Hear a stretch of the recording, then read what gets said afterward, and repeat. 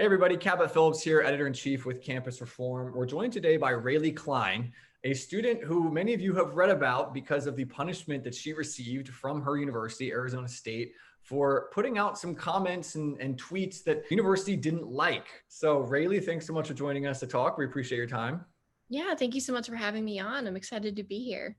So can you tell, for the people who haven't heard about this story, it was viral all online, it was all over the news. Can you tell people who haven't heard about it what happened and how your university treated you? Absolutely. So I am a student at the Walter Cronkite School of Journalism at Arizona State University, where I have been the station manager for the student-run radio station called Blaze Radio. And we were starting to start our season off this year. And I had tweeted an article from the New York Post back in August, the end of August. And the article just outlined the alleged arrest warrant for Jacob Blake, who was a victim in the Kenosha, Wisconsin shooting.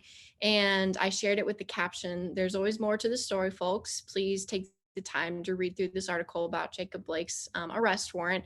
You'll be quite disgusted." And it just got an enormous amount of backlash from students within Blaze, within the university. It quickly evolved to them asking for me to resign from my position, saying that I had offended too many people, that it had unqualified me as a leader.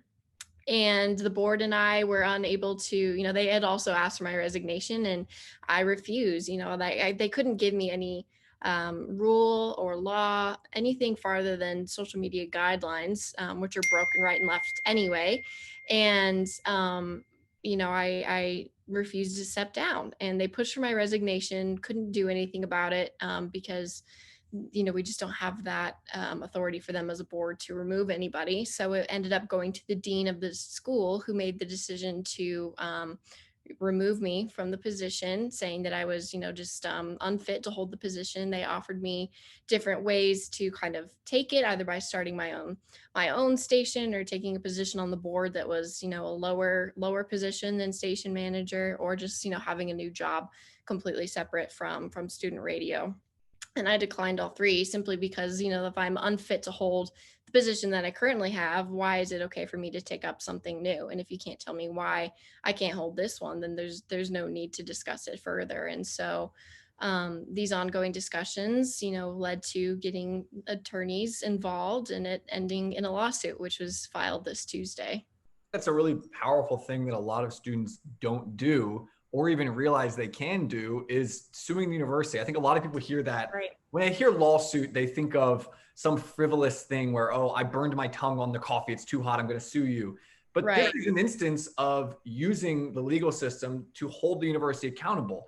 You expressed an opinion, as concise as it can be. You expressed an opinion, the school didn't like it, and they fired you because of your viewpoint. That's viewpoint discrimination from the university, and they're doing everything they can to sweep it under the rug, and you're not letting them do that, which I think is commendable. So can you tell us a little bit about the lawsuit and a little bit about kind of the legal side? You might not be able to talk about all of it because it's ongoing, but can you give a little update there? Yeah, absolutely. The lawsuit is based solely on free speech and content-based discrimination, which is something that we see on college campuses across the country. And in my instance, they can't. Arizona State is a state actor, hence the Arizona State. They get federal money, taxpayer dollars, and so they are a state actor in every sense of the word, and therefore need to adhere to the federal laws, of course, being the Constitution. And they can't discriminate against anybody based on the content of their speech. And in my instance, that's very much what it was. Their stance on it was, well, we're not removing you from the tweet, we're removing you because of how you've acted since the tweet went out, talking to media and discussing it with politicians, and just filing a lawsuit. And so it went from, we're upset with the content of your speech and your free speech, to we're upset with you because you became a cause célèbre for free speech, which both instances you can't do as a state actor. And so that's kind of what the lawsuit is based around. We're asking the judge to ask the university to reinstate me into the position, as well as seeking monetary damages. And so that's kind of it in a nutshell. And I think that's one part that's so important, is people to understand that universities will not change their policies unless they are pushed to. An object won't move unless it's pushed. Exactly. And this is you guys using the legal system to push the school to have to change their policies to where they can't just fire a student for having an opinion they don't like. And one part that I thought was interesting is how the school initially came out and said, no, we didn't push her out. We didn't force her out. And then there was the audio obtained of the phone call where the university is openly Mhm. saying, yes, she's not here anymore. She's been, taken out of her position. So they're openly admitting it behind closed doors, but to the rest Right, of the public, they don't want to. So right. can you tell me a little bit about the initial blowback that you got for posting this? And I just think it's ironic that all you said in your statement was, there are two sides to a story, or look into this information. All you're doing is telling people to read more, and then you face this. So what kind of blowback did you get originally? Yeah, the Blowback initially was very, very, very hateful. I mean, it was a very rough 24 hours. I'd even say 48 hours. That weekend was a whirlwind of just, people calling me racist, which was one of the nicer things that was said. It was just, so overwhelming to see cancel culture at work. And the hate tweets, and then an email being written to the dean telling her that they want to see me removed from the position. The board initially was very supportive of me, said they wanted to work with me to rectify the situation. And then 6 hours later, I'm on the phone with our faculty advisor telling me that they have also asked for me to resign. So it was just um, lot of conversations, a lot of very drastic actions being taken just to kind of throw a band-aid on it when it's a cut this deep. That doesn't work. And so we even told the dean. Our legal team has been involved since day one. We were hoping to resolve it internally and to not have to take it this far. That was never our hope. And seeing as how the university has handled it since then, saying that they haven't removed me, they haven't fired me, so I'm still getting paid, but they've made it impossible for me to do my job in terms of locking me out of the station website when it's an online student radio, changing the passwords to all the social media so I can't manage that, not inviting me to the board meeting. So they've made it impossible for me to do my job, but I'm still getting paid. So that's where the removal word comes in rather than actually being fired. So Yeah. And I'd just like to clarify again for everyone, all of mhm. these things have happened to you because of a 2-line tweet that was not in line with the social justice narrative that was being pushed by the university. And I'm sure that if you were to go through the Twitter pages of other student employees who were Mhm. saying, probably cheering on violence against police officers, or talking about how they wish Trump died from COVID, or all sorts of stuff like that, I'm sure those tweets would not result in this type of action against those students. But because yours is a more conservative opinion, or at least one that's challenging the left, it's one that they go after. Do you see that double standard also playing out on campus? Oh, yes, 120%. There's so many tweets from my peers and even faculty at the school that very much supports a political agenda or bigger ideology, which is fine. If that's what they want to support, then that's their right.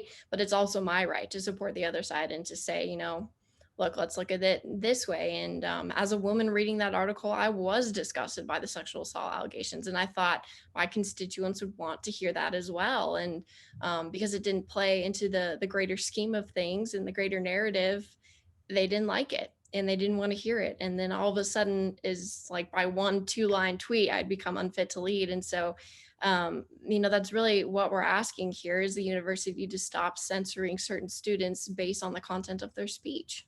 Yeah, and that should be the bare minimum to ask of a university. So, Right. in closing, what's your message to the average student out there that might be facing a similar situation?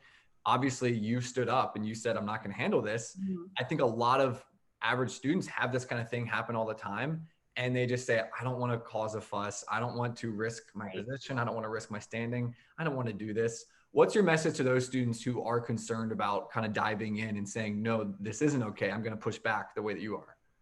Right. It's happened so much, not only in my school, but I've seen it across the nation at college campuses. And I've had so many students reach out to me and say, hey, I went through something similar. I experienced something similar, and I didn't get the chance to speak up about it the way that you have, or I didn't have the courage to take a stance against it. And so I'm hoping that through my example, that students get the confidence to recognize that they are protected by the First Amendment, and that they shouldn't be afraid to share their opinions, their thoughts, their beliefs with the world out of fear for repercussions. I think that is absolutely, one of the biggest issues in our country right now is the overwhelming amount of censorship. We see it online. Kayleigh McEnany just got her Twitter deactivated because of a post that she shared from the New York Post. And so it's just an overwhelming amount. And so I hope that they look at my example and my case and realize that they are backed, they are in the right, and they have absolutely every reason to stand up and say no to cancel culture if it comes knocking at their door. That is a powerful message. I love it. I hope more people kind of take up arms metaphorically the way that you did. I think schools need to feel the heat.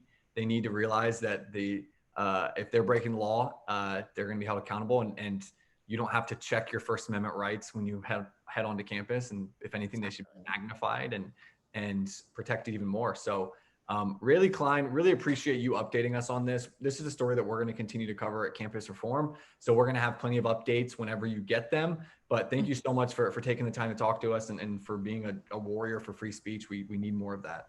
Absolutely. Thank you guys so much for your continued support through all this. It's been great.